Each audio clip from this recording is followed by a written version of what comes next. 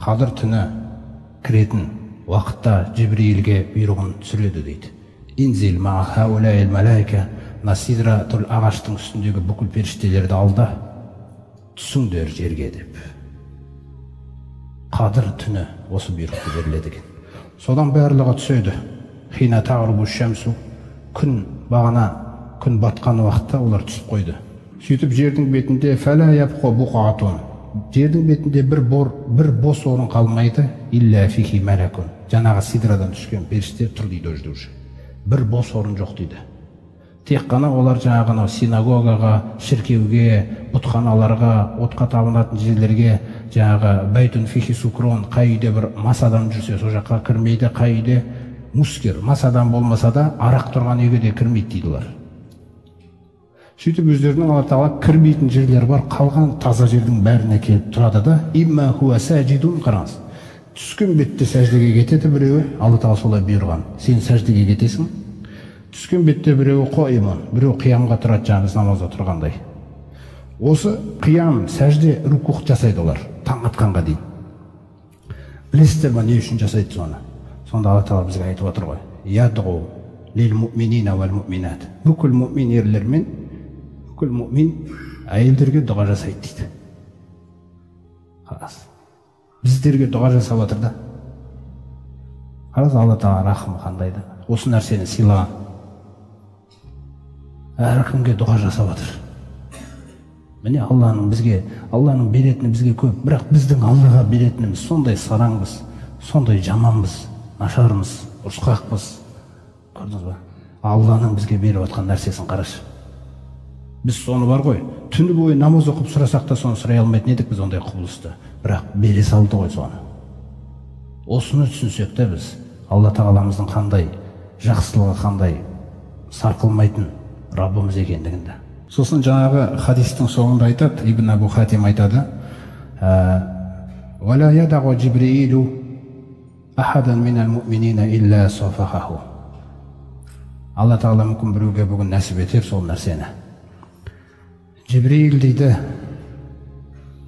мұъминдердің қолынан ұстайды дейді.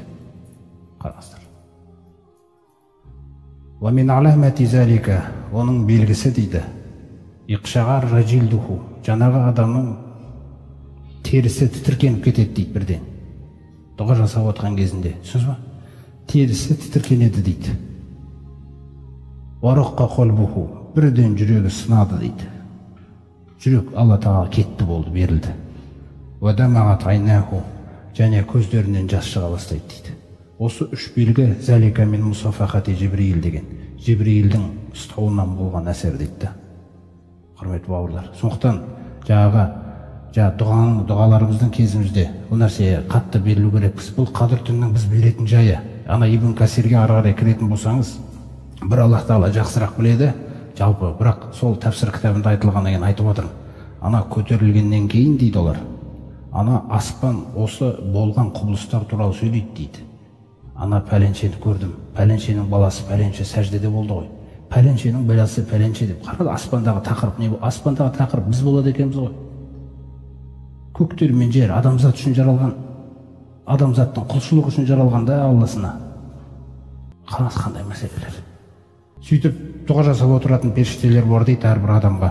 Сонда жаңағы біреу былтыр жаман болып жүреді, биыл жақсы болып кетті. Яғни 5 уақыт намазы тіріліпті. Сол кезде жаңа періште, онда оған дұғамызды қосайық деп дұғаға кіріп кетеді екен. Пәленшенің баласы пәленше, Раббым кешіре көрші, пәленшенің баласын пәленшені кешіре көрші. Кімге заказ жасай аласың бұл дүниеде сізге солай дұға жасауға? Ешкім сізге өйтіп шаршап қалады. Ал періште шаршамайды да. Егер осы түні, құрметті жамағат, Алла Тағаланың міне осындай таптаза періштелерін адамзаттың қызметіне беріп қойғанда, таң атқанша осындай жағдайда болады дейді олар. Не, үшіншісі әмірі сәлемун хия хатта матлағил фәжр. Жалпы бұл түн дейді, бейбіт түн дейді, бұл сәлем дейді. Ешқандай жамандық қаланбайды ешкімге, тек өзі жаман болмаса. Алла Тағала ешбір адамға бұл түнде жамандық қаламайды. Есіктер ашық.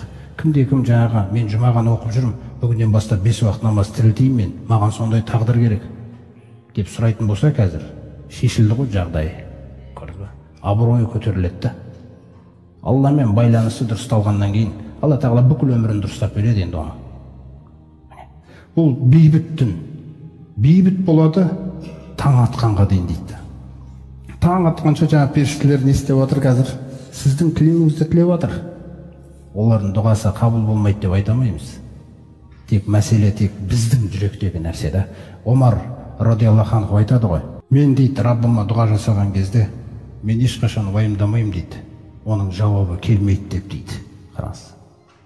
Өйткені дұғаны жасайтын кезімнің өзінде егер жүрегім уайым дұрыс болса, дұғамның сөзіне дейін береді ғой дейді Алла тағала. Қараңыз. Дұғамның сөзіне дейін береді дейді. Сосын жауабын әкеп қояды дейді былай қарай. Енді мен уайымдаймын тек қана бірақ нәрсені. Мен сол сұрап атқан кезде мені жүрегім соны шын қалап жатыр ма, әлде құр жай сұрап жатырмын ба? Мен уайымдайтын нәрсе осы дейді. Егер мынау жүрек оны уайымдамаса, онда жауап кетіп қалады. Түсіндіңіз ме? Алла тағала дұғаңмен жауабын қоса береді. Бірақ жүрегіміз уайымдамаса, оны өзімізді өзіміз махрұм қалдырып қалады екенбіз.